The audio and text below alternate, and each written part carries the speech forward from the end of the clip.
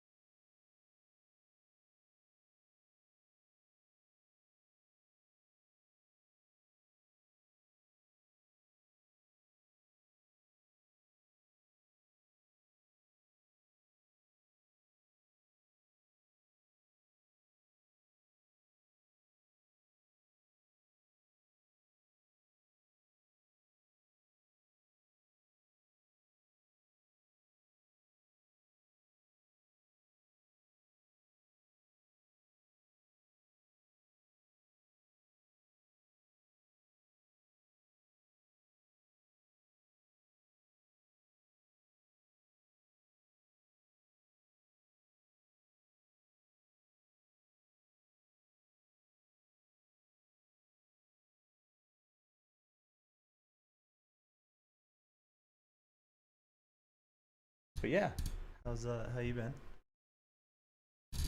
Make sure you're talking into the microphone. You got to be like into it. Put it in your mouth. Like this. You want a little ASMR? Hello, everybody, and welcome to the Rick Simon Show. Apologies. Rick was going to be here today. Unfortunately, he fell into some poison ivy and over the weekend, and he's a little itchy. So yeah, we're hoping he feels better. But today, here on the Rick Simon Show, we have a special guest. I'm not gonna lie, we did an episode once before, and it's on me. It didn't turn out too well, but I felt so bad that I refused. I could not let that episode come out and do it the injustice because of the audio was so bad on it. And everything he had to say was interesting. I had a great time. So we're going to redo our first episode. Ladies and gentlemen, my guest today is Bryce Colton. Bryce, thanks for coming back on the show again. Of course. Yeah. I'm going to have to keep looking back because, I'm trying to produce this shit at the same time that I'm, trying to talk to you. You what? You're going to be a little bobblehead. You're okay. Yeah. I mean, you look like a bobblehead, so I guess it works out. I guess, yeah. I should make a bobblehead of myself. I wonder, I was thinking that this was slowing down my computer. I don't think it was. And you know what? I'm just going to plug this back in and make life easier. Yeah. Because, man, I want to be able to give you my attention and look at you in those beautiful, what are they, blue eyes? Blue eyes? Yeah. Yeah, blue, green, gray. All of the above. Any eyes. Just eyes. Whoever's eyes I've stolen that day. All right, we're gonna do it this way. I was just thinking we should have posted that video, but then we could have redubbed it. Posted which video? The original interview. We could have just dubbed over it. Just horrible Japanese. Like a terrible old Chinese movie with the dubbing. We could have done that. Hey. Yeah. Just mad delay. Bryce, thank you again for coming on the show. I appreciate you. Yeah. Let's touch a little bit on what we discussed last time, which is you're getting into comedy. You want to do comedy? Yeah. So, I mean, tell me where did the interest start? Where did the love of wanting to be a comedian come into play? Yeah. I think it came. I mean, at an early age. I think I realized I was kind of an attention whore. I don't know. I have 3 older sisters who gave me way too much attention when I was younger. Treated to my every need. And that was. I mean, I assume you enjoyed it very much. Yeah, so. No, I'm not gonna lie. I definitely enjoyed it. It got kind of annoying when they would obsess over me a little bit too much. I'm like, okay, I just need some room. But at the same time, I was 5. I was like, okay, yeah, this is life. Okay, hold on. Wait. Let's bring it back a second. Because this whole time I'm sitting here thinking 11, 12, 13, where obviously. All of it, yeah. But you're reminiscing about 5-year-old. Oh, yeah, okay. 100%. That's where the attention, starts, Very young age. But no, I joke about it a lot, but no, I truly did get a lot of attention from my sister just when I was younger. And I still enjoy attention, obviously. But I think growing up, I enjoyed watching a lot of movies. My dad would always show me a bunch of comedians. Oh god, Who were some of your favorite? My favorite all-time comedian has got to be Robin Williams. He's definitely up there. What is it about Robin Williams that makes you because for example, I'm a huge fan of Jim Carrey. But his comedy, his stand-up, as fun as it was, making the faces and doing all that, Jim Carrey very much is just a living cartoon, Mm-hmm. So what is it that draws you to Robin Williams? I think I do enjoy Jim Carrey as well, because they're kind of similar. Their comedy styles are pretty like animated, obviously, kind of like a cartoon character. But I think what I like about them the most, like the number one thing, I don't really enjoy their stand up all that much, although it is good. I prefer like the movies that they're in. Because so the you movies are like heartfelt humor, you know? so you like the comedy aspect of movies. Yeah, exactly. I definitely enjoy that. Stand-up comedy is cool, and I do want to like dabble in that as well. But I definitely, what drew me to them most was the way that they can connect to people in a movie, or like create the comedy in those really deep scenes that they create. Okay. You know? So is it? So because I'm trying to put it together, right? Because like, you want to dabble in stand-up comedy, but you're telling me you like the movie aspect of of comedy. So what is it that's drawing you to stand-up? I mean, I think stand-up draws me just because it's a time and a place. Like I said, I'm an attention whore, so it's a time and place for me to be like, hey, everybody, shut up, sit down, listen to me. I'm just gonna say some stuff. So just so you know, I since we last talked, and I hadn't done anything at that point, I did decide to try to do some stand-up myself. I've done it twice. And you didn't tell me. And You I bitch. I failed so hard. I have never bombed so hard at anything in my life. Not a single chuckle. It was Not a single chuckle. Both times. It's great. That's However, because I know that I've been harassing you to, let me know when I can come to one of your shows, and And then you did not tell well, me at all. in and you were just defense, like, "This is fine. It's I all did good." ask you what you were doing twice, and those were the 2 days that I was going to do it. So yeah. But see, like, you didn't also tell me, hey, I'm doing stand-up. I didn't, but are you really going to call out of work and be like, I have to go watch my friend get murdered? Because I mean, it might have been worth it. My boss might have been like, oh, yeah, let's go see someone, like, bomb right now. No, but that's cool. Next time, hopefully, like, earlier in advance so I can call off work or something. yeah, I mean, so one of our guests on a upcoming episode, his name is Westside. He is actually a stand-up comedian as well. Very talented, super funny. Out of everybody that I've been watching with this group that I've kind of jumped in with, he definitely makes me laugh the most, for sure. I don't know where I was going with that. Sorry, this whole trying to produce and host thing is a nightmare. No, you're fine. You're doing a fantastic job. But Uh-huh. so he's just funny. That was all your point was. Yeah, so the thing is, so he's one of the funniest people in that group for sure. And he's usually the MC, the host of the evening and all that. So did you was that where you went? Is wherever he? Yeah. Okay. Sorry. So yeah, that's where I was going with That's that. where you're going. Yeah. So I've been in this group, and so they do it on Mondays on Sunset Rooftop, and then there's Thursdays where I actually just saw them make a flyer for something we kind of were all like slightly joking about. What had happened was it was so cold outside and like slightly sprinkling, and everybody just was huddled around a garbage can with fire, so that way we could stay as warm as possible.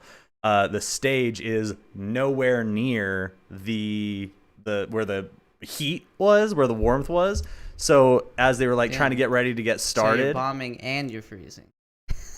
I'm what?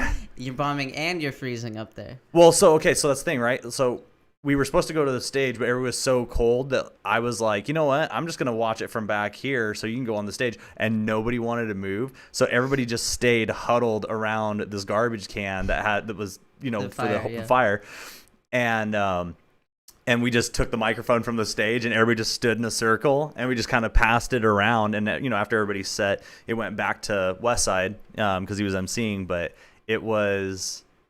So we started calling it Bonfire Comedy, and then I just saw a flyer for it, and it was like Bonfire Comedy, and I was like, that was the best because it felt awesome. You were more like, even though I wasn't like the funniest or whatever, everybody just enjoyed the atmosphere of like, we kind of spread the circle out, so everybody was shoulder to shoulder. The person with the mic kind of stood in a little bit, closer to the fire, but like had basically a circle to walk around and do the jokes, right?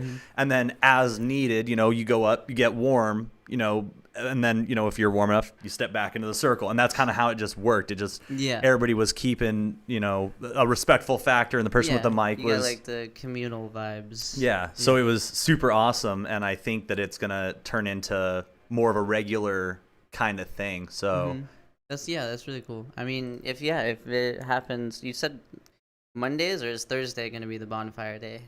So Thursdays, I think, are the bonfire comedy, and it's at a place called. At one place. I want to. I don't want to say the wrong thing. I don't want to call it the wrong thing because the people who host it, the people that are there, are super super nice, very welcoming. It's a smoke shop that they've built a stage outside that they do the comedy and whatever, and you can go into the convenience store and buy snacks and things and whatever. But it's just such a homey vibe.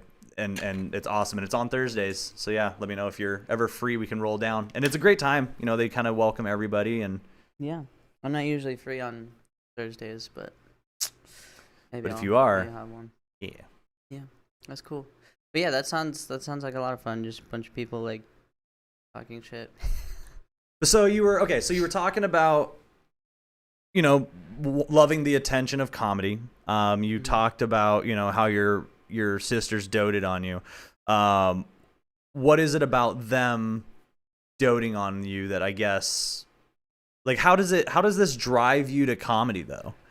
Because you like the attention, but you could also run around the street ass naked and you would get probably even more attention. So much attention. Yeah, I mean, I could do that. That's pretty true. Maybe I will. But no, it's it's more of like, I also, when I tried it too, it made sense. But it's also like, when I'm in a group or something, I'm not like actively trying to make people laugh, even though like it just kind of happens that way. Because when I'm in a group or something, I make a joke or I say something funny and like people laugh, I'm like, oh, like that's pretty cool. I like that feeling. It's like, I don't remember. I think it was Robin Williams who said it one time. He was like, yeah, like it's pretty much a drug. Like when you get that feeling of making people laugh, it's very addicting, and then you just want to keep doing it. Well, that drug would be what, the serotonin, right? Or dopamine or whatever it is that like your brain naturally releases. It's the ability to provide, like, what is it? It's like, it's a satisfaction thing. It's the same thing you kind of get cheaply when you eat like sugars and sweets and stuff like that. It's like your brain is releasing the chemicals because you're tasting something good, and it's a natural form of that, where it's like it's just you and the reaction and all that. Yeah, so it's like being that center of attention, making people laugh, that is like the highest form of serotonin. So I think that's what draws me, because even in small like groups where I'm just like talking to people and then they're laughing, I love that feeling. But then once I like actually did stand-up comedy, I wasn't very good either. Like, it's not like I was killing it, but like some people laughed, and those little laughs, even though I was bombing the rest of the set, were worth it. Like, right. Because then I understood, like, oh, like these people, I like relatable comedy too. It's like, oh, these people kind of relate to what I'm saying. So. Yeah, I think that's something that I definitely look for in a lot of things as well. Like, because after talking with you, that's what really lit the fire into my ass to want to, like, fuck it, I'm just go up there and go bomb, go try to make some jokes and all that. And I think that's what I want to find as well, is like something relatable, like something that you feel somewhat alone about, and then at the same time, when you put it out there, when you get the laughs, you realize, oh, I'm not alone. Like, I know that I'm not the only one who thought that. Yeah, and I feel like that's one of the weird things about comedy too, that I've found, like, recently when I'm trying to write jokes. It's like, I'm writing jokes and I think they're funny, but like I'm also doing it alone. Like, I don't know until I tell the jokes. But also, I feel I don't like think anybody knows until they tell the jokes. Like that's Yeah. the part of the trial and the error, right? Like Jay Leno just got in trouble in the news because of a joke that he had made about Jeremy Renner, who had a horrible accident. But you know, it's one of those things where it's like, did everybody laugh? And if they laugh, then obviously you know the joke does well. And if it doesn't, then you go, okay, I tried, and that's it. You know. And yeah, there's the line. so like, how do you think that how do you handle, I guess, the rejection of like when the jokes don't work out? Like, how do you handle the bombing? Honestly, me and like one of my sisters have like a running joke that I just like to torture myself with rejection sometimes because I'll just continue like putting myself out there.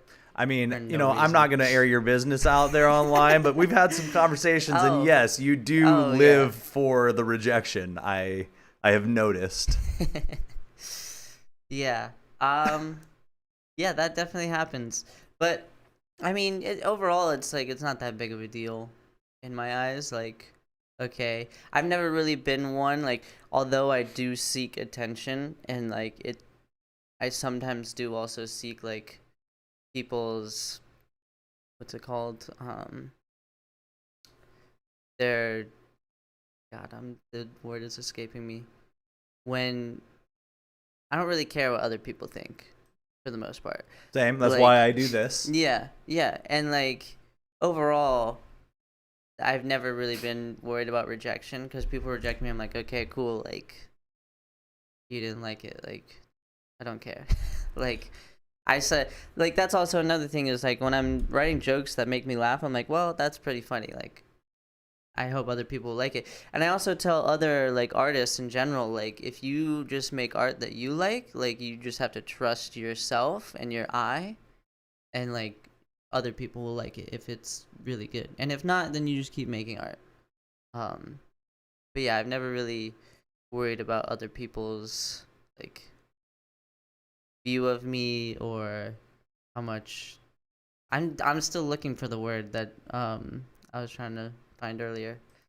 Speaking of like not caring what people think, so like you know, I came from a background of like music, and in music, you know, obviously you want like you have to have people like your stuff or else you just nothing comes from it, right? Like it's not the kind of art form that you can't, you know, you can just do on your, like you can do it on your own, you can just have fun with it, but if you do, like there's a chance that you may never grow and turn it into a career, all that kind of stuff. And so I cared about what people thought for the longest time, and it wasn't only until recently that I just was like, you know what, like who cares anymore. And I just recently was having fun on Instagram, and on Instagram it does this thing where it tells you like remix a reel or you can add your reaction to it or whatever. And I did that, and bro, when I tell you that the reactions that I've been getting like from people that are just like, dude, the internet's an awful place. Just people chiming in being like, you should jump off a building. And it's like, because I recorded a reaction to a video, it's so good. And so I've started feeding the trolls. But what I'm realizing, and I wish I would have leaned into it sooner, is the people who hate your stuff are actually probably the best people to watch it, because they'll talk about it more. Like people who like it, oh, I like, you know, whatever, and here's the heart and whatever, and then they move on, right? They enjoyed it. People who hate it will keep coming back, and then they'll show other people, look how stupid this is. You showed me that exchange with that one guy. Oh, dude, they are so good. Like, yeah. This one guy kept chiming in, and I'm like, hey, man, every time you come back to this page, you've watched my video again, so appreciate you. Like, keep coming back, you know? I remember you were like, you're my #1 fan. Yeah. Oh, yeah, when he asked me, he goes, you should get you should quit this and go back to your job at the factory. And I'm like, bitch, you're my #1 fan. Like, how do you not know what I do? Yeah. Yeah. I bet he scoured your profile. Oh, for sure. And the best part is my profile, like, if I do post any pictures of me, they hide behind photos of, like, the things that I'm proud of. You know, I'm customizing a motorcycle. I've built a computer. I've now got this studio that I'm having fun with. And so it's like those are what my photos on Instagram are, the big, like, achievement things that I'm working on. and it's great when they try to go and find something to pull off the page. And one of the things that the guy did is he goes, your motorcycle is a girl's motorcycle. And I'm trying to remember exactly what I said back, but I was like, oh man, you really dug deep into my profile just to find a sick insult, man. Like it's Which ridiculous. is also like funny because like Instagram itself is usually used for like the highlight reel, like all the good pictures. So like someone's trying to find something negative there, like they've already lost. There's not much they're gonna find. Yeah, no, completely. It's ridiculous. Just I'm getting to a point to where like now I hate, like I used to enjoy social media. I went to school. I like learned marketing for it. It was like an old man right there. It was like, fun at one these point. Fucking kids. Fuck these kids. To quote the famous Michael Jordan, fuck them kids. Fuck them kids. No man, it's just funny because it's like now that I don't care, like I've just opened up the profile and I'm like, great, ridicule me. Like I don't care because it's more people looking at your things, you know? Whether they like it or not, they saw it. Yeah, all marketing is good marketing. Yeah, man. So, with comedy. When are you going to be performing You've asked me a million times. I know I have, and I'm going to keep asking you until you have an answer. Well, maybe I should start asking you, because apparently you're doing these, like, backlit... Don't worry about me. I'll let you know when the next podcast is. But yeah, no, I told you last time they emailed me from the same people I did the first time, like, hey, we'd love you back or whatever. And they've been sending me dates like every month. So like ideally I could definitely like do one whenever. I just have to like pick a day, make sure that I'm not working that day, and just go from there, like email them and tell them, hey, yeah, give me a spot.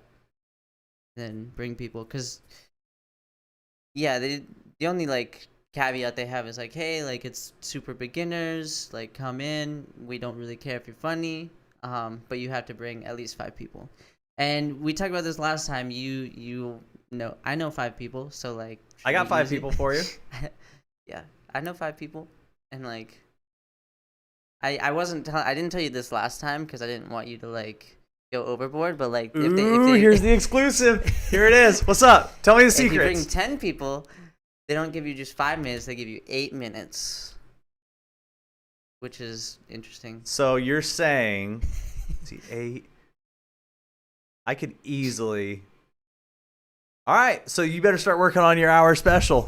We're gonna get you an hour-long special. Like, if they're every cool. 10, they'll give you 8K. He's like, how many people did you bring? Oh, I know all these people. He's like, no, no, you don't. He's like, oh, and they're all performing. He's like, what the fuck? He's like, you guys could have just done this yourself. Yeah. Just what's it called? I forfeit my time to the small bobblehead-looking child. The bobblehead in the corner. Yeah, but no, so he emailed me a couple weeks ago and was like, hey, we have more space. It was on a day that I was working, so I can do it. Usually they do it on like Wednesdays, I think. And they have like 3 locations they do it at. They do it at this place in Hollywood, which I forgot the name, honestly. It's like a really tiny little area. They have like 2 stages, and like we do the separate second stage. And then they have like one in Anaheim, and then they have a couple locations they do it at. They do one in like Arizona and one in Las Vegas, one in San Jose too, I think. But yeah, they do a bunch, and it's just a matter of planning. Well, plan accordingly, because we need to get you up on stage. I can bring some cameras. We can record it. We'll review it. We could review it. Yeah, I mean, they tell you like you can bring a camera and record if you want. Post on TikTok. There's so many comedians on TikTok now. I mean, it's a free outlet like anything else, you know, like this. Yeah, no, it makes sense. You just put it out there, and that's the quickest way to get 1 million people to see it, is make it go viral. Yeah. TikTok special to Netflix special. But yeah. Yeah, I just like I told you last time though, it's just more of like stress about writing and knowing which jokes to tell, because like my jokes last time were not that great, and honestly I think that's because I didn't like let loose enough. I was just like, here's some jokes that might get some laughs, instead of like, oh, this is fucking funny, like I should tell this, which honestly is a pretty good life lesson for me. I think I just need to let loose more. Yeah, I definitely have been trying to, like, when I did my jokes, it was like I was too focused on trying to write what was funny rather than being just aloof and Enjoying making yourself. enjoying making the jokes naturally. Yeah. So that's definitely something that like I'm realizing is a very big part to comedy, is like learning how, again, it's just being natural, like it's not so much the performance aspect of it, unless you're like Dane Cook and you got to strap the floor and like run around and be all comedic, like over the top cartoony, but drugs and drugs make the world go round. Yeah. Without drugs, we don't have a lot of big name actors. That's fair. Think of all the movies that Johnny Depp, had to Robin be. Williams, like Robin I said. Williams. Yeah. Was he? Did they confirm? Like, was he doing? Well, I mean, I can only imagine he had to have done drugs. Oh, he was. I'm sure on it's out there coke most of publicly, the isn't time. it? Have you like if you see his stand up, you're like, oh, coke. Yeah. It just makes sense. Yeah, just pouring Just sweat, just going all over the place. Yeah, that's coke. Yeah. Just like, yeah, no, it's very true. Like, it's very intertwined, but I don't think you need drugs. But I just think that a lot of people get overwhelmed and they turn to drugs. Do you use any performance enhancing drugs? Only steroids. No. No, I actually don't. I've definitely dabbled, but I don't really. I try not to, just because I'm not a big fan. I prefer being like in the moment. I hate the way that like substances make me feel like I'm not in control of my body. Fair. Definitely feel like with a lot of drugs, I'm in the quiet place from Get Out, just like watching a movie of what's going on in my life. In the sunken place. Wait, the sunken place. Yeah, that's what it's called. Yeah, just like The Sunk. I don't understand the from Get Out. It's you haven't seen it. I haven't seen it. I know the premise So- of the film, but I yeah. haven't seen it. So what happens is like the lady's drinking her tea, but she hypnotizes the black guys and puts them in a trance. But in the trance, what happens is like visually in the movie, they like get pulled away from their vision and like consciousness, and they're just like in this sunken place, like floating, like almost drowning, but their consciousness stays alive while they can like see what's going on outside of them. So it's like lights are on, but nobody's home. So it's very much kind of what is that? There's like a condition, sleep paralysis. It's kind of like a sleep paralysis. Yeah, it's kind of like that, which I have gotten sleep paralysis a lot too, so that's pretty terrifying. You've had it a lot? Oh yeah, I used to have it like all the time when I was younger. It was terrifying because like in college there was one time I just like woke up middle of the night, like 3 a.m. paralyzed, and all I could do was like turn my head a little bit and like look around, and I swear to God there was a white reaper in the corner of the room, like fucking terrifying, so scary. A Like, white reaper. A white reaper, yes. Like, I don't know if I really believe in ghosts. Like, my family has had a lot of like ghost encounters, but like, and also they say like with sleep paralysis, like hallucination is a pretty common like symptom or whatever. But like a lot of communities believe that like in sleep paralysis, like you're visited by the dead. So that was terrifying. But like that one specific time was like a couple days after I read an article about how communities think that it's the dead visiting you. So like maybe it was just my like brain fucking with me. I have had terrifying. one. I mean, I've had a couple like out of body experiences, but I had one that was kind of terrifying, but like after the fact. There's a guy whose house is out in, I want to say it's off like Canaan or Las Virgenes or something like that, but out towards the Calabasas, Thousand Oaks area. And this guy has taken his house, and upstairs there's an old like attic that like has like books. Just when they bought this house, lined with books everywhere. Damn. So he went up into this room and he started painting over the walls, on the floors, on the pillars, and he paints with like this crazy like neon paint that like not like it could glow in black light, but he doesn't turn on the black light, and so it's got like a very smooth and a rich colored texture and all that. And so he's painted all over, and he paints like an eye, and then over here he'll paint like this crazy fountain looking lady and whatever. He's a talented artist, but what he's done is he's gone and he'll like, when he paints over the spines of the books and stuff, everything goes right back to where it goes, because that's how the art, you know, obviously stays fluid. But you can take a book out. When you take the book out, you can flip open pages and stuff, and some of the pages he'll have like painted over and then closed and put it back in. And then sometimes he'll paint over a whole page and only leave like a sentence or something. So as you walk around his art exhibit in his house, this guy basically allows you to go and just kind of like, you can pull books out, find phrases, whatever. And he's like, whatever speaks to you. He's like, you just go in, you kind of just feel for the moment.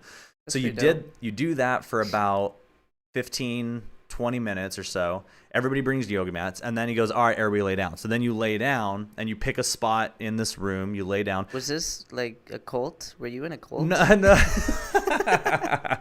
No, he and then he like plays these crystal bowls and it does the frequencies. And apparently, from my understanding, I don't know if it's accurate or not, but what he explained to us is as he's playing these bowls, the sound frequencies, when they hit your ears, it fires off different things in your brain, and like you relax, and some people trip. There's actually a lot of science around like the different sound waves. Yeah, like you're talking about like the crystal bowls, right? Well, I don't know about crystal bowls in general. I was just talking about like scientists have found like different brain activity for different like hertz of sound, like basically how high pitched or like how low. Like a lot of people are using it in meditation now. Yeah, I know that I definitely use it when I'm like going to sleep at night. Like I have a surround sound system, and it's like just with that frequency going on. Like I've learned that what is it, 40? I think if I remember, I don't know exactly the hertz, but I found like a number, and I'm like, oh, I know that I can put this one every night and I'll go to sleep. Yeah. So I've done that. But yeah, so he starts playing like these crystal bowls, and I remember I like had my feet up against this mirror, was laying there on my yoga mat, just listening to the bowls play.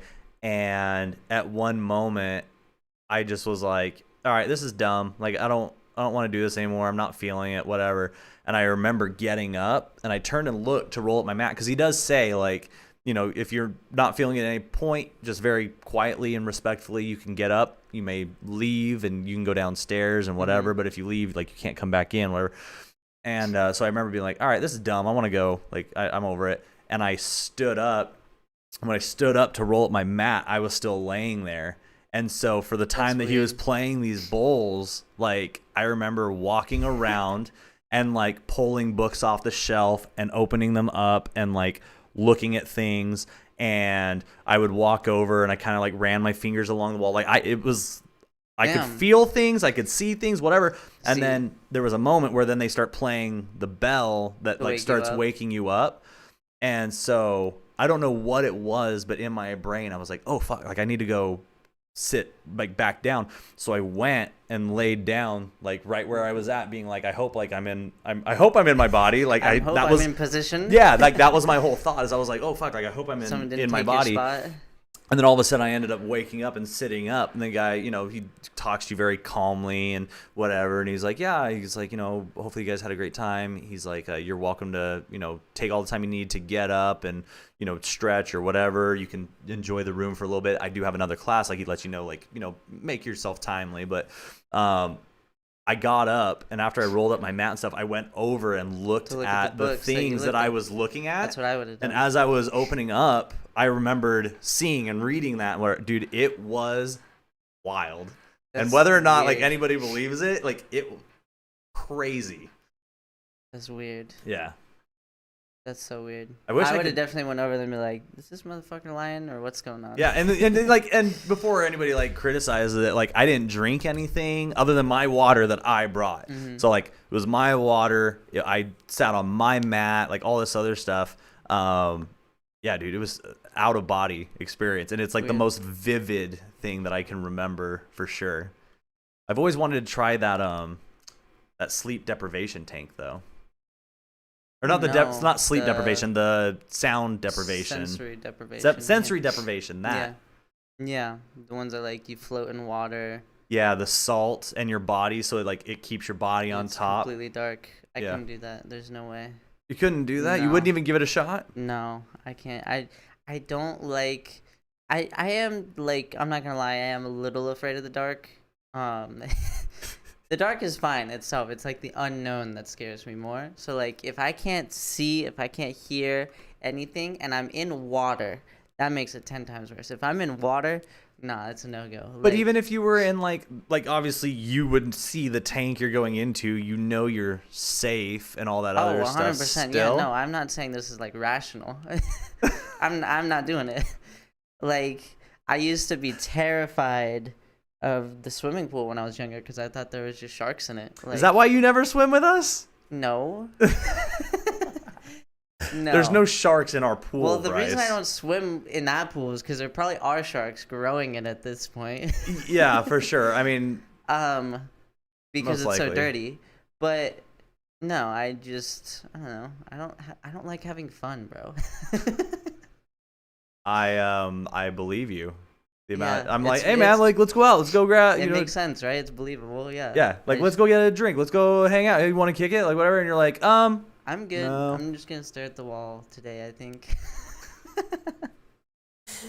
No, it's just I have a terrible fear of water. I don't know. It's not that bad. Like I can swim, I can get over it, I can just like put my mind elsewhere.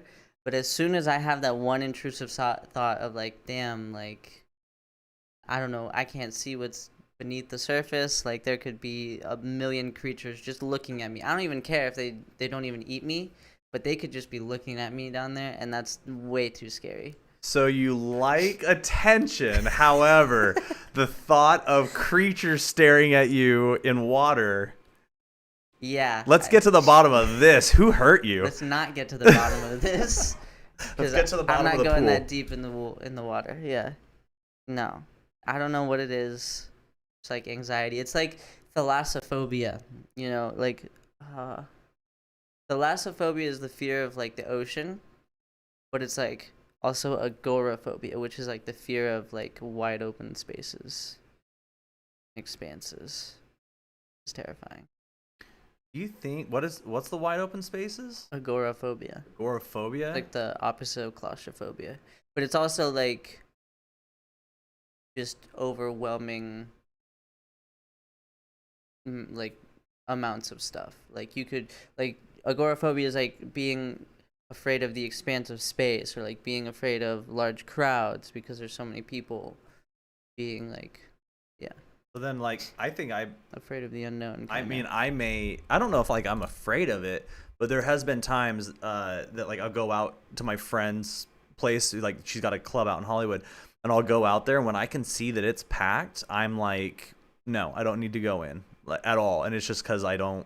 But I also think that's part like anxiety. That's just because I'm. definitely like social anxiety, but that's also kind of normal. I think if you enjoy being around like a bunch of people, like that's not normal. Like you're a sardine at that point. Like why do you want to subject yourself to, especially like in a club, like everybody's all sweaty, music's loud, it's overwhelming, it's a lot. I mean, not everybody's like sweaty and whatever. Like if you go into the middle of the dance floor, sure. Yeah, but like, well, how busy was it? Was it like, Oh, packed, absolutely yeah, packed. so, like, I wanted everybody's nothing to sweaty. do with it. Everybody's sweaty. Like, yeah, they're sweaty. If it's packed, they're sweaty. Like, people are just gonna be up against each other. Like, it's gonna be hot in there because there's so many people. Brutal. So let's go back to comedy, because we keep sidetracking, Digressing. and that's on me because I through the roof. ADHD. ADHD. So back to comedy. Lord and So Savior. at some point, being that you enjoy Robin Williams, you enjoy the movie aspect of that, like, have you thought about getting into acting? Have you thought about doing that kind of stuff? Because that seems like that's the comedy where you want to be. And again, Robin Williams, had a good comedy career for a minute, but Jim Carrey and a few of these others did maybe, a little bit of time with it and then immediately became movie stars. Yeah, Jim Carrey started on SNL. So. No, he started on. Well, he did like his own stand-up. His first time was on Johnny Carson, and he did his impersonations bit. Oh yeah, I forgot. And then about I think it was Living Color, not SNL. He was on Living Color. Oh, you might. Because he's publicly talked about how they were the first ones to give him a chance. And in this world right now, with the race issues we have going on and police and whatever, Jim Carrey has been like, how do we keep hating these people? He's like, without them, people like me don't even exist, Wait, what? Who? So Jim Carrey has said that, like, without the Wayans brothers on Living Color giving him the opportunity, he's like, then I don't have a chance. And so it's basically his form of, like, I don't understand the racism and the hatred that's going on in the world, when it's like, if you love me, then how do you not love these people who created me, who gave me, Yeah, and interesting. So what about getting into, like, SNL, getting into those kind of things, like do a more acting type thing? Was more acting, and I've definitely taken an acting class, but I don't think I was ready for it. For the acting class? Yeah, I think at least like mentally, like you don't really have to be ready to take an acting class. You just kind of go out there and do it. But like, I don't think I knew enough of what I wanted to do or who I was. Do an acting class, because that is like what the acting class was teaching me too a lot, is like at least the because there's different methods, right? The method that we had was kind of like similar to the Meisner technique, the class that Ruben is in, where it's like just be yourself but imagine that you're in this situation kind of thing. And I was like, I don't know who I am, so if this is the situation, like, I'm just going to pretend to be someone else. And it was just, like, too rigid, and it was forced, and it just felt weird. So I feel like, yeah, it just didn't work for me. But I do want to get into acting, too. Like, acting was originally the thing that I wanted to get into. But once I got out here, I was like, oh, like, stand-up comedy sounds pretty cool, too. Like, I could write some jokes and say some things. So then what is, I guess, your next step? Like, what is it you're trying to... My next step? Yeah, like what are you doing, I guess, next to keep this dream, this goal, this passion alive? Yeah, I haven't been doing enough. I have been looking at improv classes. I have one that I really like that I'm going to probably sign up for. It's just a matter of scheduling, because right now I live for the man and he is daddy because he pays all my bills. No, it's just working to make money is the way the life is right now. So I've just been working a lot. Don't really have time to do much else. So I just have to, I really, like, I've been saving up money too, which is good. So I just need to, like, discipline myself and work on it is all. I need to sign up for improv class. I need to set up a time to do comedy. I need to light a fire under my ass. Well, let's do it right now then. Let's do it right now. Start sending some emails, start getting it going. Yeah. I have a video I want to show you. Okay. Mainly because I feel like give you a good... Okay, so Is this your post? No. Oh. We should try this one day. It is the like, have you seen the tortilla challenge that people do? So basically, you put a mouthful of water, you take a tortilla and you slap people. I have Let's do it right watched now. it, and I've been like, this is kind of like silly and whatever. It looks It's fun, like so whatever. funny. But I love it. I have found the funniest fucking clip, and it has it kills me. I laughed at this shit for maybe like an hour straight. Is it that one in the top right? It's this one. Oh god. Oh no.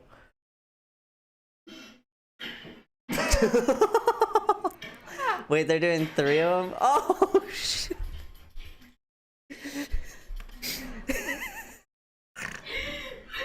She hadn't even recovered, and he goes for the double tap. Gets her again, dude.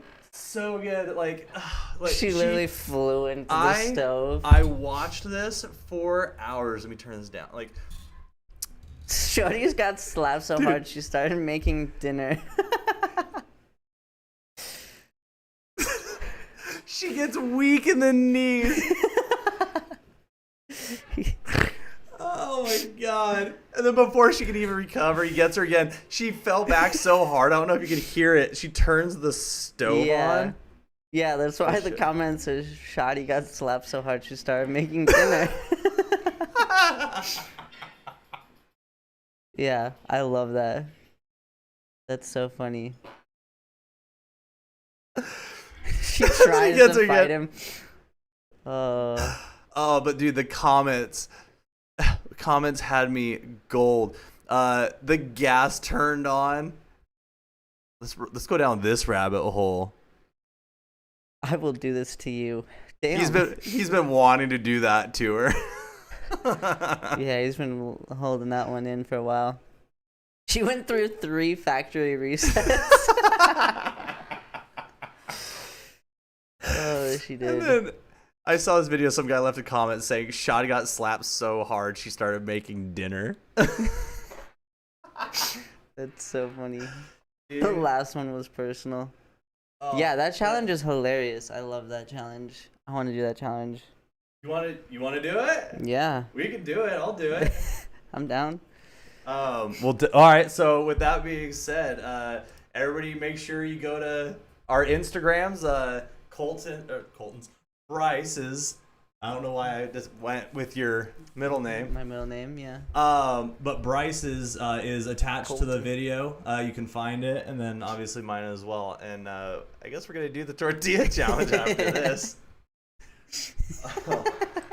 Oh, dude! Like, just so you know, you're gonna die. dude, it just I can't stop like watching it every time. Have you seen Kevin Hart and The Rock's? That one's pretty funny too, cause Kevin Hart's a pretty small guy, Yeah. but he slaps the shit out of The Rock, and like. Did they do the tortilla challenge? Yeah, they did the tortilla challenge. Yeah, and it's so funny because The Rock is like complaining at the end.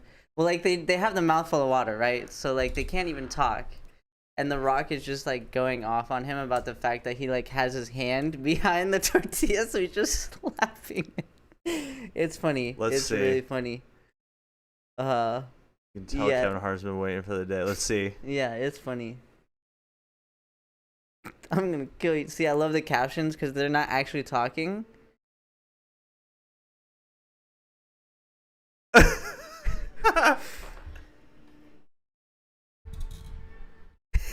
Oh no. Dude, I don't know if that's a normal size tortilla It's or huge. not, but it's huge to him and it's tiny as shit to The Rock. Mm-hmm. Yeah, The Rock is just... He's winding up. He's practicing. Tortilla. Why are they...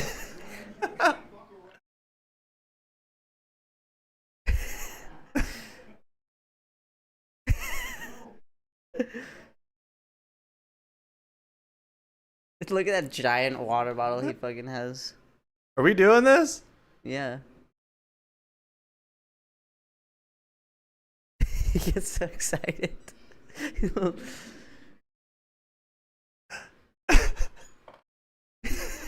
Their tortillas are big. They like actually slap them. Dude, it like curled together Yeah. and like became a bat. Look at his face. He's pissed. They're trying to talk to each other. Mm-hmm. He gets slapped him again. Oh, they're hilarious. He's like, what? I'm gonna kill you.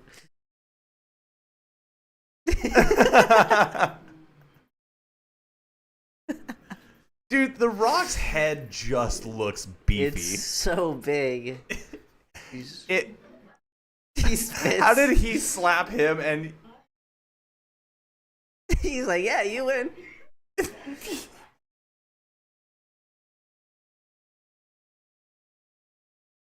oh. I got scared.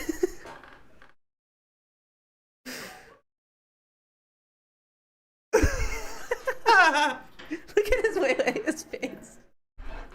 The Rock's face when he's slapping, he puts so much into it.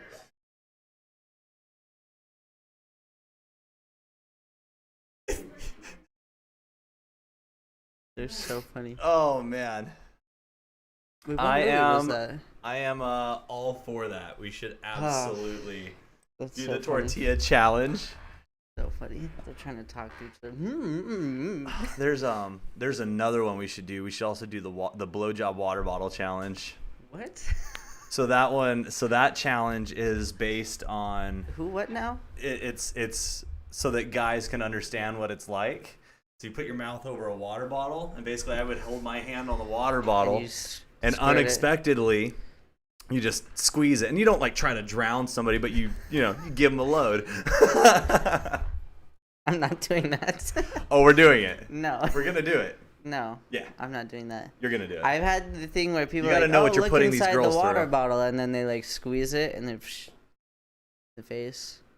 Have you ever had that? I've seen that one, but that's like a prank that old people do where they're like, they put a quarter underneath it and they're like, hey, look through here and like, look at the way the quarter looks. And then you do it and they squirt you in the eye. I mean, it's the same thing pretty much. All right, well, then take it to the eye. That's fine. No.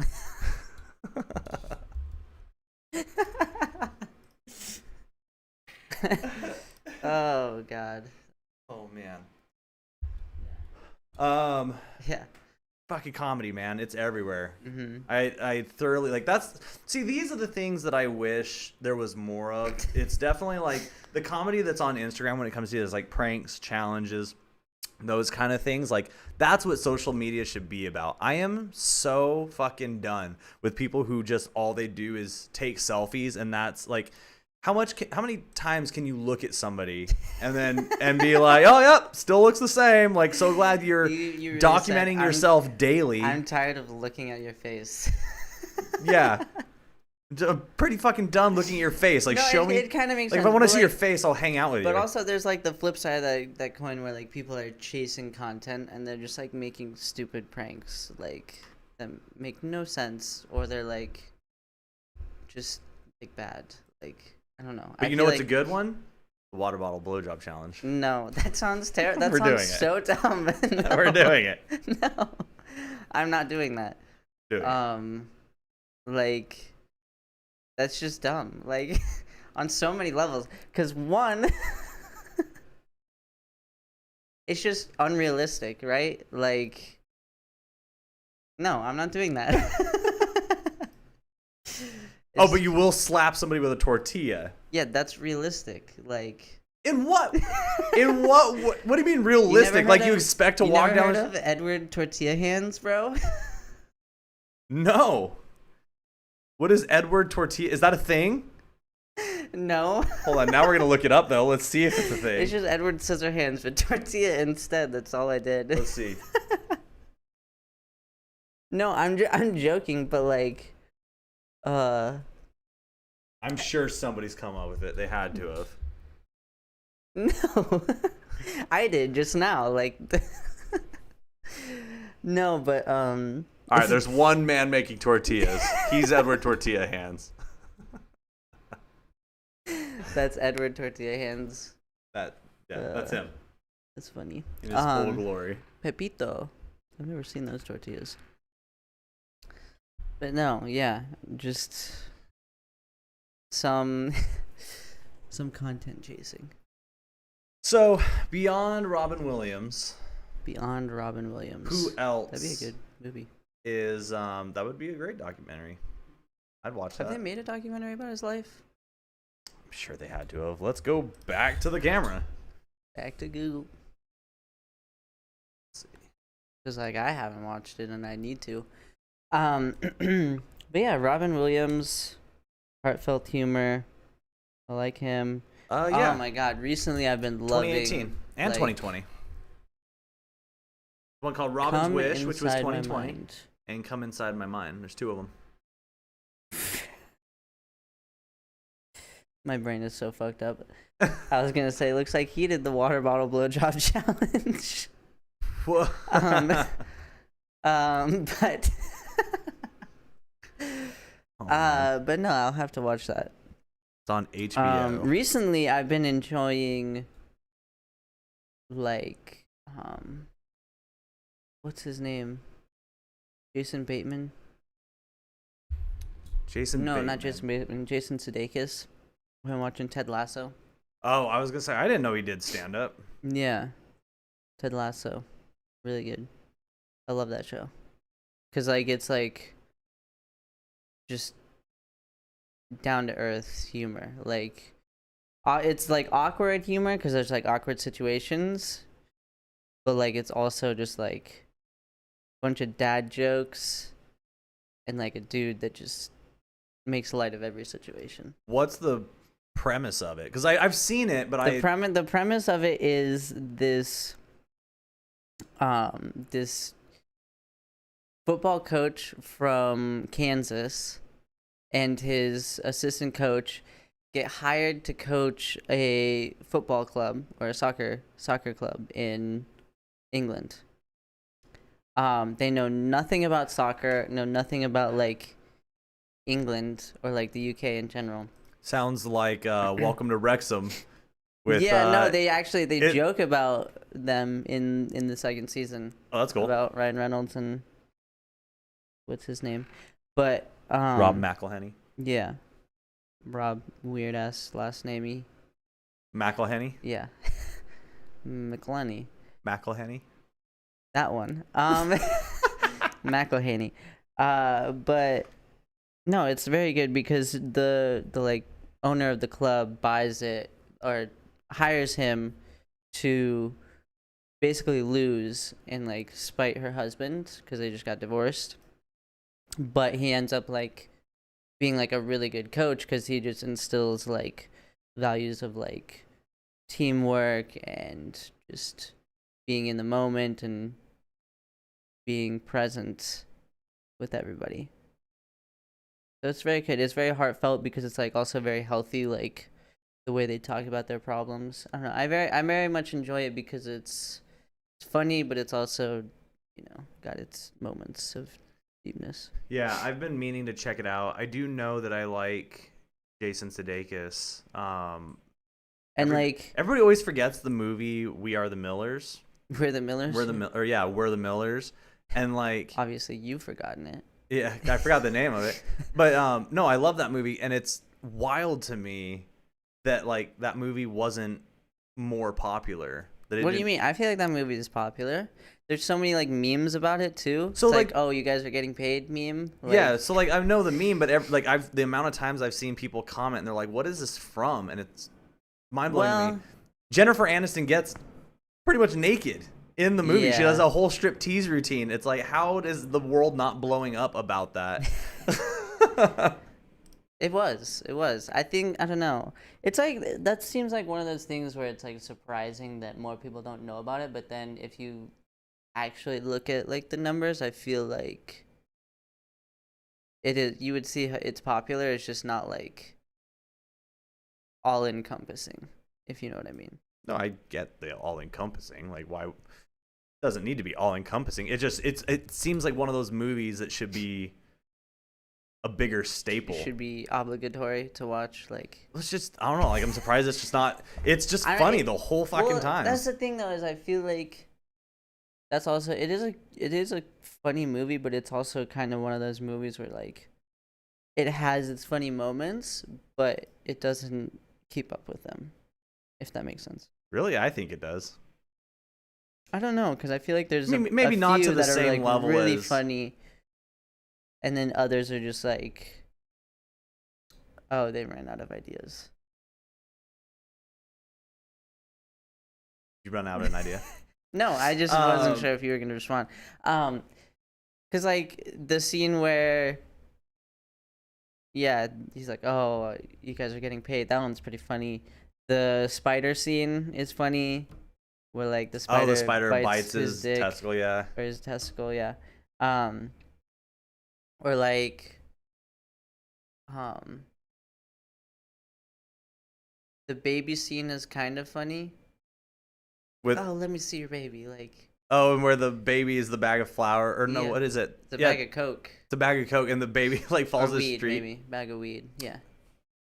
Because he's All I know transporting is they're weed. smuggling drugs. I They're think it's smuggling weed. Yeah. And the baby like gets run over. Yeah.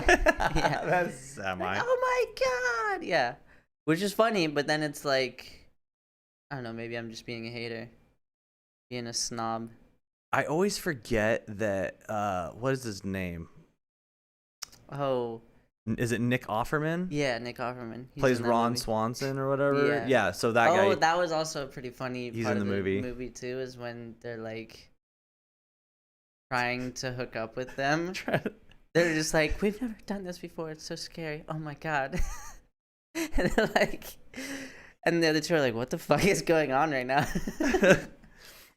Yeah, that movie. What's another one that like Anchorman? I always was forget good. that Vince Vaughn.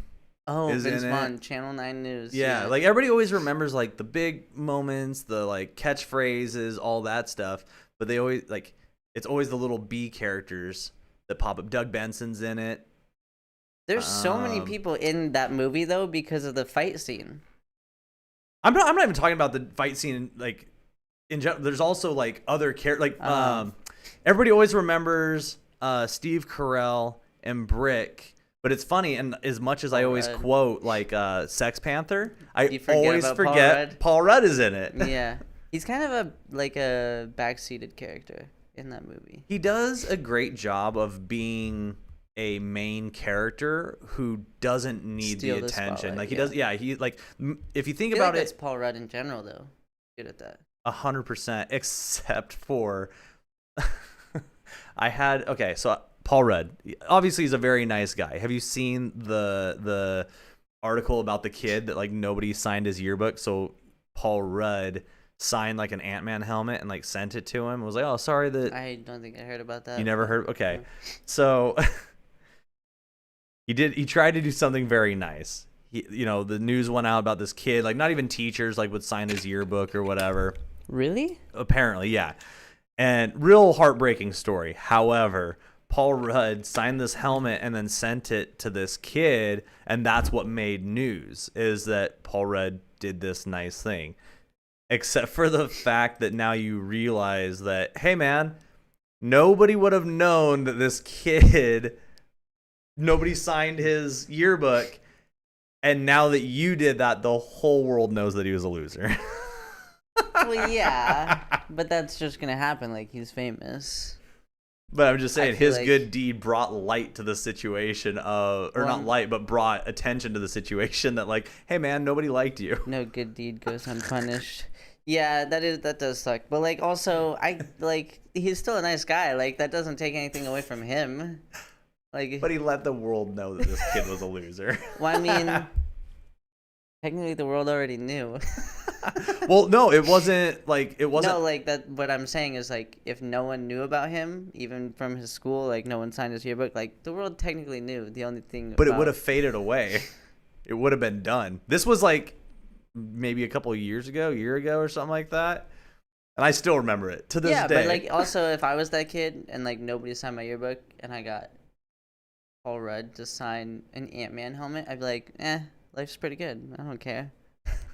Like, I mean, I'm sure that's his Paul Rudd's on outlook. me. It's the only outlook he's got, and it's either I'm still a loser or Paul Rudd signed an Ant-Man helmet and sent it to me. That's the only two options you get. No, I disagree. I think it's I'm still a loser, but Paul Rudd sent me an Ant-Man helmet. Oh Yeah. man, No, I mean, that kid from Where the Millers though, that you guys got paid. he's gonna be one of the new characters in the Marvel universe. Yeah. He's like jacked now. Yeah, he's pretty He went jacked. full carrot He's top. been in a couple other things. He was like in Maze Runner. He was in a bunch of other stuff. He's always been like side character. But Well, now he gets his time to shine. Yeah. And make that Marvel money.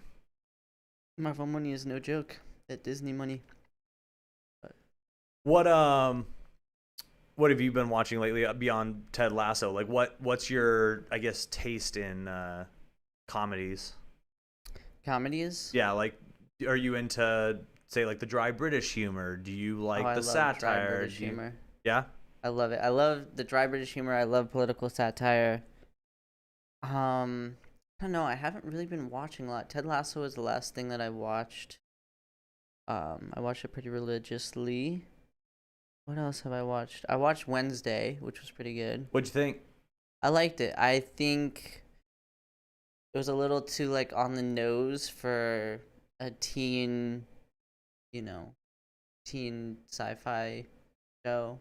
Kinda. Just you're talking about just like the what's it, the silly dramatic overacting that like comes with the teen comedies. That was annoying, and that was definitely prevalent, which comes with the teen shows, but like also just like the whole, hey, there's a school for outcasts, and they have their cliques, just like the classic, like, oh, there's the stoners, and then there's the popular people.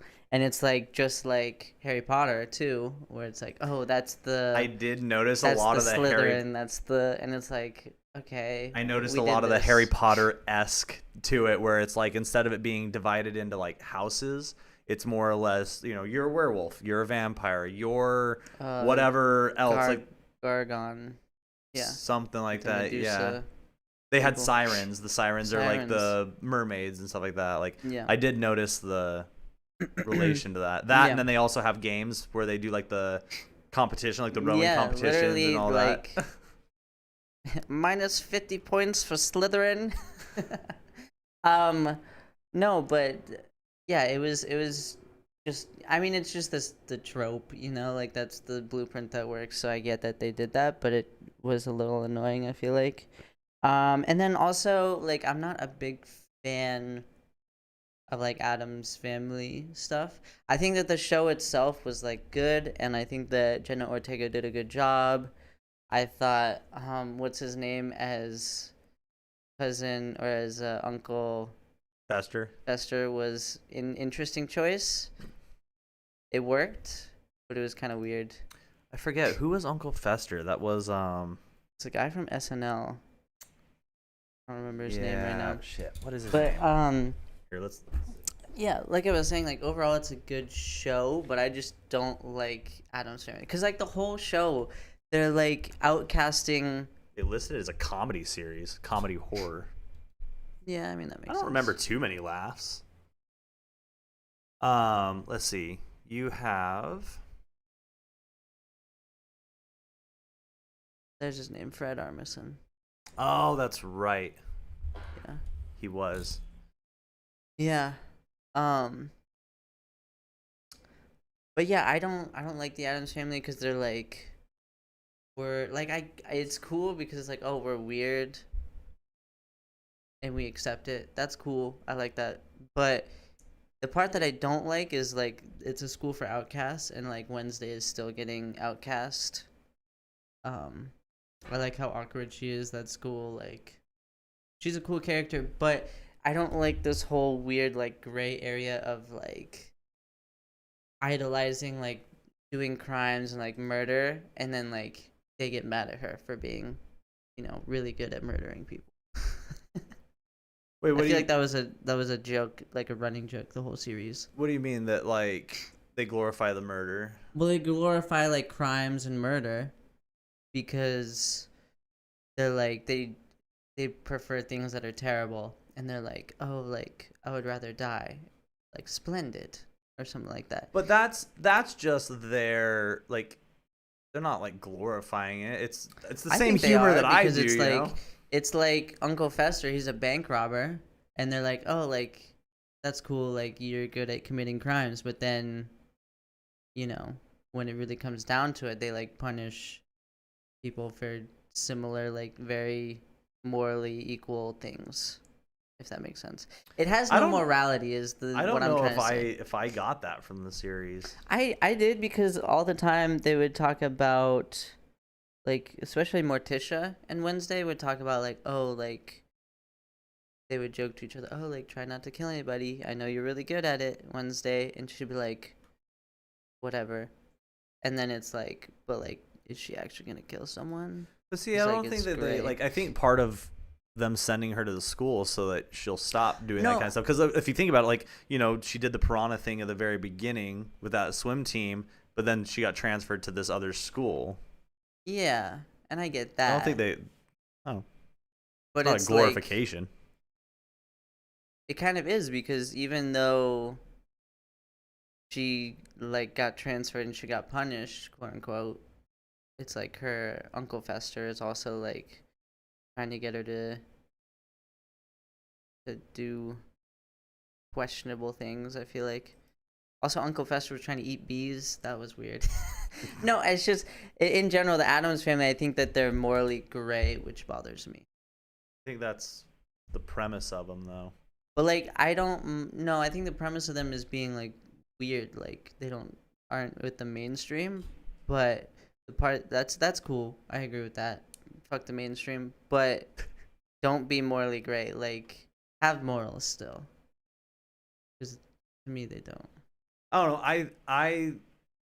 I guess maybe I just perceived the show differently, because it's like they do have morals, they do have like certain things, and that's part of it, right? Like Wednesday is this very dark and gloomy character, and the whole show is them trying to, being like, oh, your father killed somebody and whatever, and like the whole thing, obviously shows, spoilers, that it's an accident and whatever happened at the end of it. It was her mom. Or that it was yeah. But it was an accident.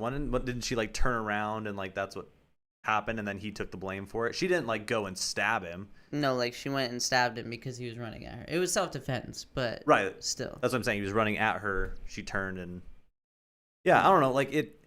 I think that's part of it. Is it's like she is this little homicidal maniac, and it's like them teaching her how not to be. Like, because the thing is, she's isolated, right? She's alone, does her own thing, very questionable, and like her mother is very much the same, where it's like morbid and whatever, but you have to learn not to, because as the series goes on, you see those little bits of Morticia popping up in Wednesday when she has a crush on the boys and all that other stuff. So I think it's a matter of them teaching when, like, all right, so now I get it. With what you're saying and the questionable morals and the glorification, whatever, yeah, that's coming from Wednesday. But like from what I got from the show, it's the teaching of her to not do those kind of things. Like be morbid and be all these things, but don't, like, you can't go out killing people. You can't, like, that's why she's going to the school with people who are like her, because I guess it stops her from, wanting to attack her own kind, so to say. Yes, I guess I see what you're saying. I would have to watch it again to fully like describe, I guess. But no, that makes a lot of sense. Watch it again. Yeah, it's definitely one of those shows that like I definitely want to watch again as well. I was gonna say, one of the other shows that I was watching a while ago was White Lotus. White Lotus is good. I have seen a bunch of things about that, but I know absolutely. I know nothing about it. I know nothing. I don't know who the characters are. I just know the name White Lotus, and I know that everybody's talking about it. I would definitely recommend watching it. Sell it to me. The first scene kind of sells it. Like I watched it originally. The first season when it first came out, I was like, oh, this might be interesting. So I watched the first episode, like 3/4 of it, and I turned it off. I was like, no, this is dumb. I never. Of White Lotus? Of White Lotus, yeah. This was like 2 years ago or whenever the first season came out. Mm-hmm. Maybe even longer. I don't know if it was like delayed a bunch, but yeah, so I started watching it and I was like, this is dumb, like kind of boring. I'm not really into it. I feel like the only appeal it has is the actors that are in it. Then the second season came out and people have been watching it and talking all about it, and like it became pretty popular in pop culture and stuff. So I started watching it again. Once I got a couple episodes in, I was like, oh, like I can see the appeal of this. Like in the first scene, you see a guy at the airport, obviously like angry, grumpy as hell. And he's talking to this really annoying couple. They're just pissing him off even more. And they're like, sounds about right. they're like, oh, like, were you on the plane? Like, you came from that resort, right? Didn't someone die at that resort? And he's like, yes. Fuck off. Like, leave me alone. And he's talking about how he was on his honeymoon. So basically, the whole story is like you're going on this mystery, like trying to figure out who died. Because you follow along the lives of all these people who go to this resort in Hawaii, and you're just trying to figure out like what do they do, like, and they're all totally like flawed, like toxic people basically. Because you have the super rich family of the woman is, I think she's trying to like be a symbol for the Google CEO. She was like she was the first woman CEO of a Fortune 500 company or whatever. Is this a real thing or this is in the story? This is like, she's like a satire of that person. Copy. Yeah. Okay. And then you have a couple going on their honeymoon. And then you have, oh god, I forgot who everybody else is. Then you have the hotel manager, the resort manager. You kind of follow along his story as well. You have a woman whose mother just died, so she's trying to spread her ashes in Hawaii. But yeah, you just follow along and basically try to figure out who died. And it's like it's a comedy because there are some funny parts to it. But it's also like a interesting mystery. It's pretty good. I would recommend it because the writing is really good. The first season doesn't really have much direction, but I think the second season they kind of reined it in better. Second season technically doesn't connect. It's just like a different resort, also called the White Lotus in Italy, in Sicily, Italy. So, technically, Sicily is different. So the White Lotus is a resort.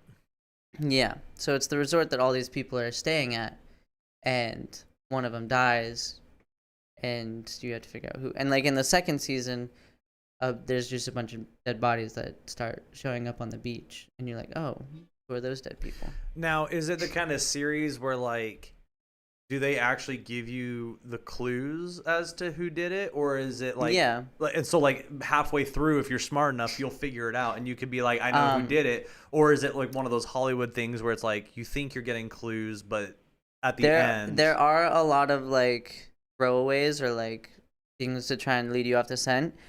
But the show kind of terrified me because it showed me how good I am at reading people. Okay.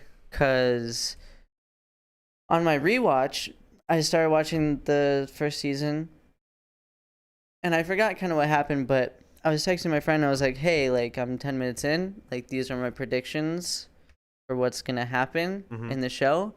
And she tried very hard not to, like, spoil anything for me. She's like, that's interesting. I get to the end, and they were pretty accurate. Like, really? Yeah.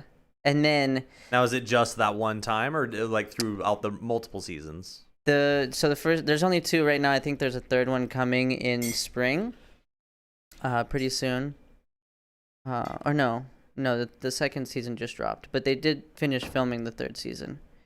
But the first season, yeah, I watched 10 minutes and I was like, oh yeah, like I can tell what happens. Listed all off. I was very, very accurate. The second season scared the shit out of me though, because I watched maybe 5 minutes of the show, and I called like almost all of the dynamics between all the characters. I didn't quite figure out who died in the second season, but I was pretty accurate on like the people and like how they interact with each other. So wait, you did or didn't get the person? Wait, The first somebody season, somebody died, but you didn't get that guess correctly. Is the that what you're first saying? season, I did get the guess correctly, and I guess like what happens with all the characters and like how they all interact very well. Second season, I got how all the characters interact like scary well, but I couldn't quite figure out who died until much later in the season. But you do find out who died. Yeah, at the end of the Got it. last episode, they, That's what like, was confusing they me. tell Is you. I was like, wait, like, Yeah. so, but you don't know who died because you didn't figure it out. Like, what Well, a weird show. I didn't figure it out in that 5 minutes, is what I'm saying. Oh, gotcha. This was just 5 minutes into the show. I'm making predictions, and I was just accurate. The only thing I couldn't figure out was who died. Gotcha. So, yeah, kind of scared me because I was like, "What the fuck?"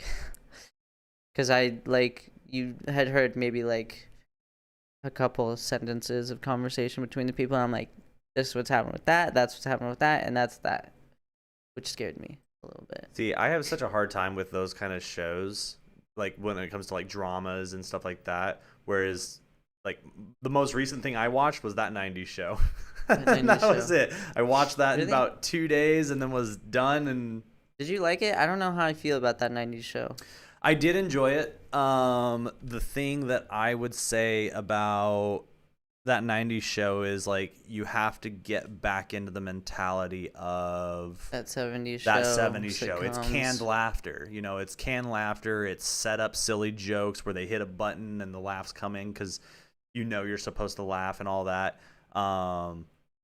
And I mean, once you can get past that, because that was a big thing in like the 90s, right? When they were making these shows and like the early 2000s, this is just the format. It was the canned laughter, all that other stuff. So being that you couldn't, when you go in and you watch it, it's like they did what they did, and you're only going to get the best reaction from it, because if you stay true to the source of what was the show, the canned laughter, Kitty and Red, all these other things, it doesn't really matter what the surrounding factors are. That 90s show could very well become just Kitty and Red, and the kids could be supporting characters to it, because the 90s show, the 70s show was about the kids, right, and the parents were the backup characters and whatnot. But now that the kids are growing up and out of the house, well, it's about the house and who owns the house, the the Foremans, and these other characters, whether they're the granddaughter or not. You can have the granddaughter interact with them a lot more and have fun with it, but you could absolutely just make it a what am I looking for? Like a modern day I Love Lucy, with Red and Kitty. Not nearly as slapsticky with like, the Lucille Ball over the top antics, but it could very much be like Kitty trying to dote on her grandchildren and things that go wrong and whatnot. If they wouldn't have done the canned laughter, if they wouldn't have had such a diverse group of kids, if they wouldn't have had, all these things that were the core to the show, I think it would have just been absolutely atrocious. Anybody who's hating it now, who has anything negative to review about it, I think it comes from the fact that they didn't put themselves back in the mentality of the original concept of the show. Well, I see what you're saying, but doesn't that mean that the show is antiquated?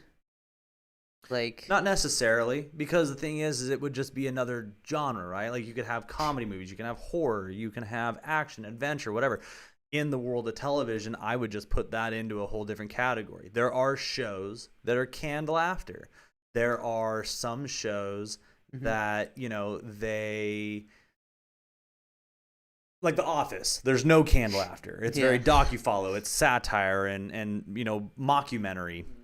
So mockumentary has been a thing through Parks and Rec, Office, whatever. Same thing, different show. You can do that with Friends. You could do it with Fresh Prince of Bel-Air. You could do it with, the new 90s show, all that other stuff.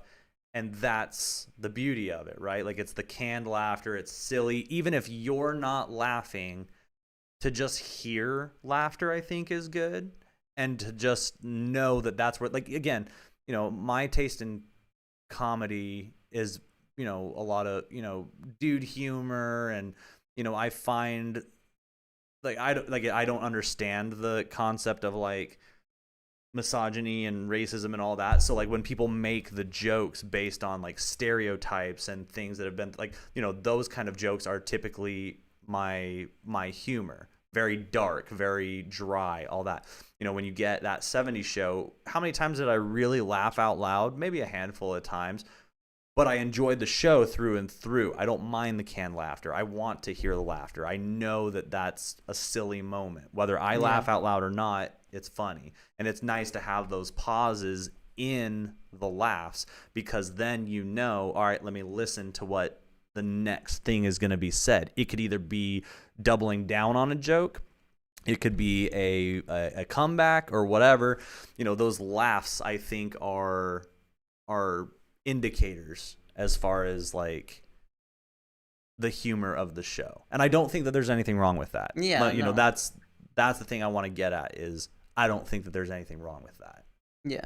I don't know. I haven't seen it, so I don't know. But were you a fan of the original? yeah, that 70s show is really funny, I think. I don't know. I think it's funny because of nostalgia, and I think they're trying to play on that on the 90s show, especially because it is interconnected with the 70s show, so like, you get the double dose of nostalgia of like, hey, like, this is how it was in the 90s, but also like, this is how the old show was too.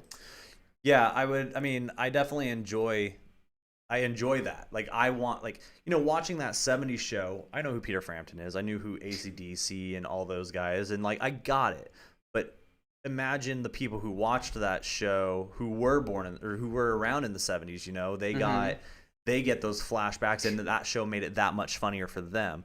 Yeah. That's kind of what I hope for out of this, especially going into like the next seasons, is I hope that every season is about the three. Oh, they're going to do more seasons? Maybe. I don't know. I haven't read anything if it got picked up or not.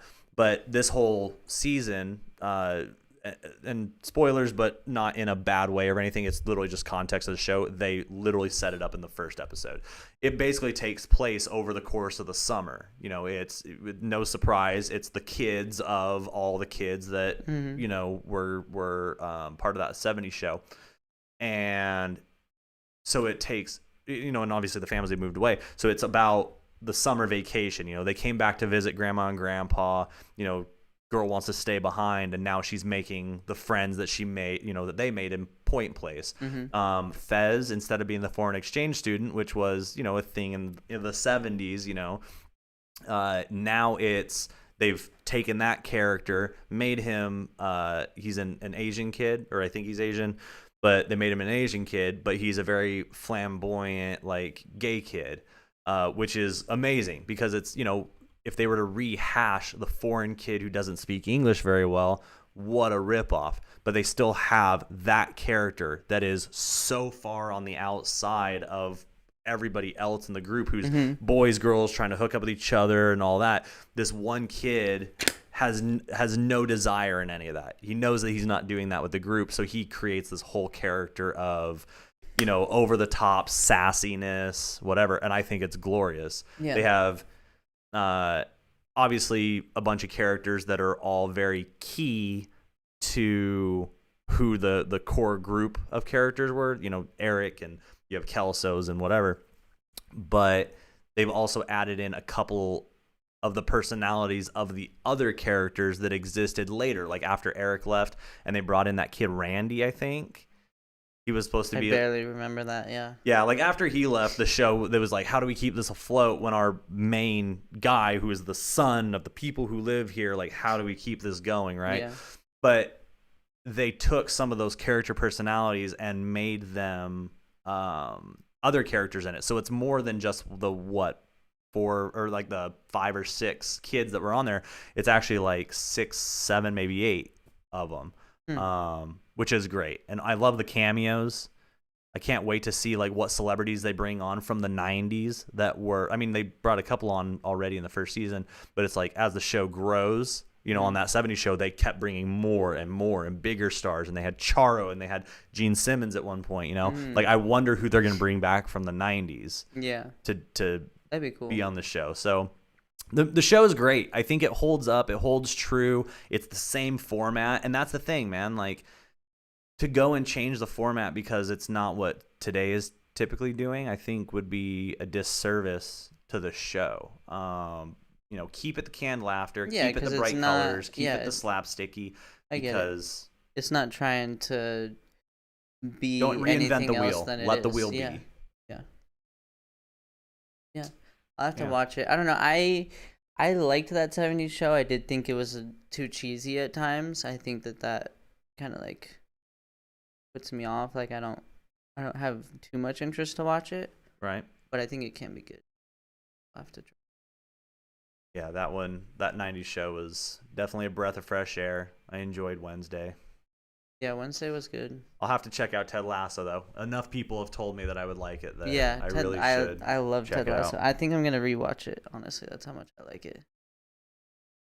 Definitely, and like I know you say you don't really like dramas, but like I think White Lotus is really good. Like it made me like laugh out loud a few times to where it is kind of funny, like situationally,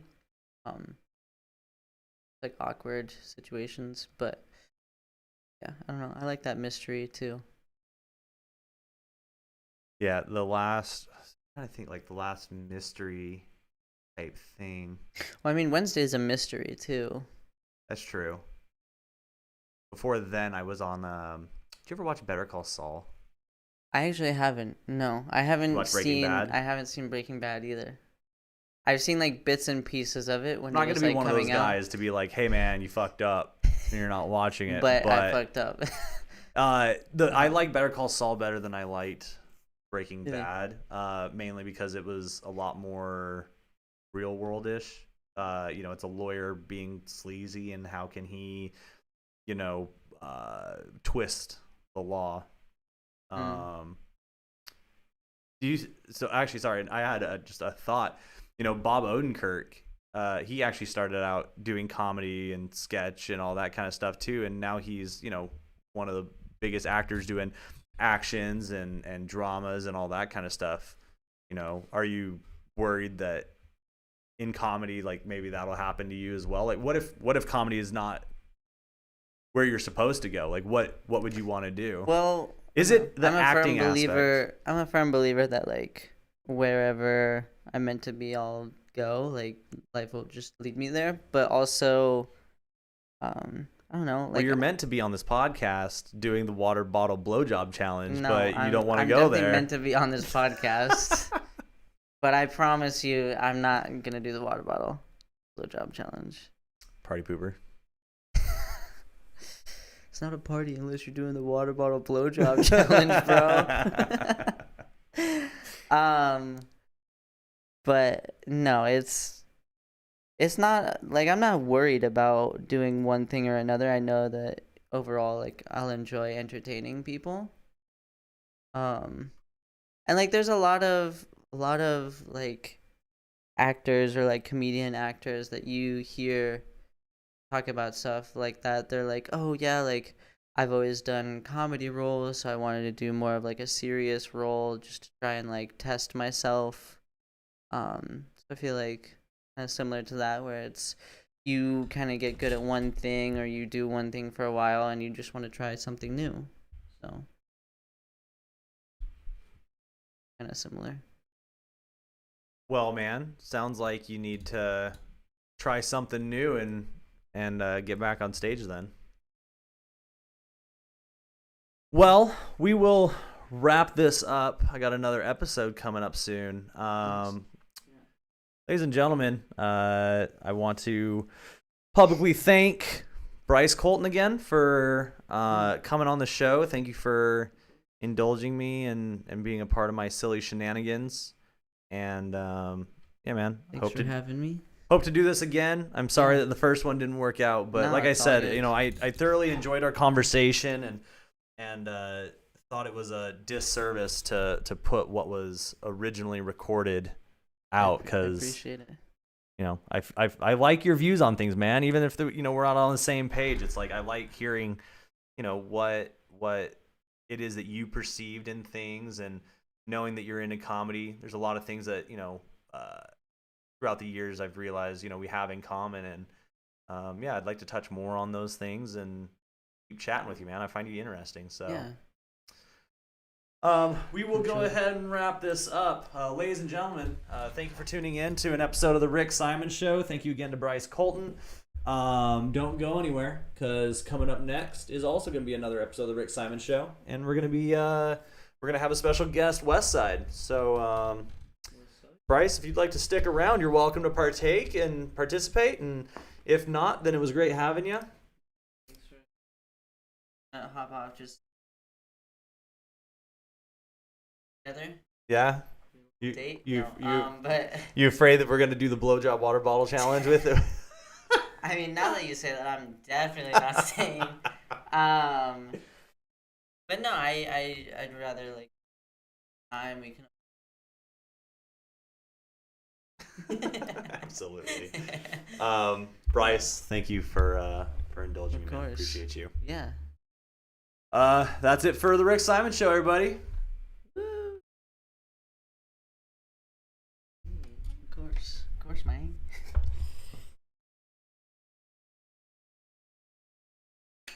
Talking to you.